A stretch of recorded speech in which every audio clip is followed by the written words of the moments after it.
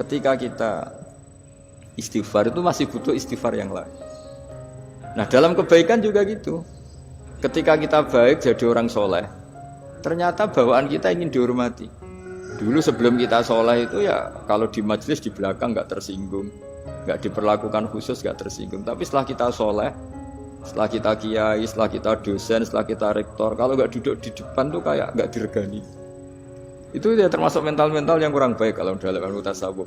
Justru setelah kita terpelajar, malah permintaannya aneh-aneh. Padahal agama ini hanya mengajarkan wa ma umiru illa liya'buduha mukhlishina lahuddin. Agama ini hanya mengajarkan kalau ingin jadi orang soleh yang ikhlas. Kalau ingin jadi dosen, ya dosen yang ikhlas. Kalau ingin jadi guru, ya guru yang ikhlas. Karena biaya ndak ikhlas itu mahal sekali. Dan kalau sudah mahal sekali ini negara bisa jebol, sistem sosial bisa jebol. Jadi ini hal-hal yang khas kiai, karena kalau yang kajian kampus saya yakin Pak Rektor, Pak Wakil Rektor dan Pak Ketua Yayasan lebih tahu, anak-anak mahasiswa lebih tahu. Saya kalau ngaji di kampus memang kan cerita khas pesantren, karena justru ini saling melengkapi. Saya tidak berbahasa basi bicara ilmu khas mereka karena mereka lebih tahu.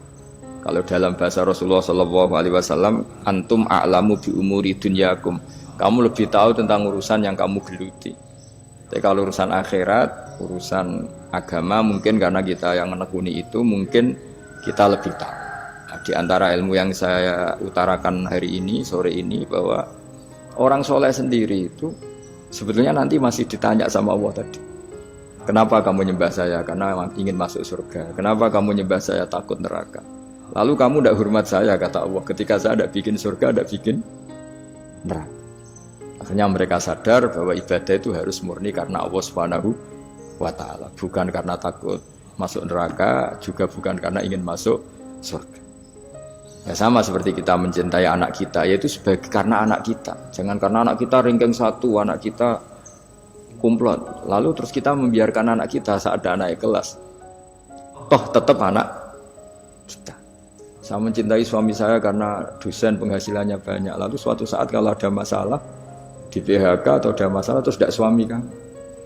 Makanya di sini agama itu sangat menyarankan kesejatian. Jadi dia suami kita, dia anak kita, apapun kondisinya. Nah kira-kira gitulah, ikhlas itu kira-kira seperti itu. Jadi jangan sampai alasan-alasan yang bersifat materialistik itu yang menjadikan kita mencintai istri karena cantik, mencintai suami karena hasilnya besar. Suatu saat kalau itu berubah, kita akan masalah. Di sini agama menyarankan ikhlas. Makanya semua kitab di khazanah kita dimulai bab niat. Bab niat itu begini. Sehingga ada seorang yang tanya, kenapa ahli surga masuk surga selamanya? Padahal amalnya paling banter 80 tahun. Tetapi kenapa ahli neraka akhirnya masuk neraka sampai selamanya? Padahal kalaupun dia bejat hanya 80 tahun.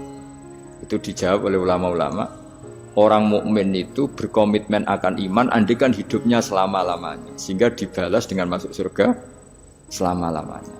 Sementara orang yang fasik, yang berbuat hanya mengumbar nafsu, bayangan dia kalaupun hidup 1000 tahun ya akan begitu terus.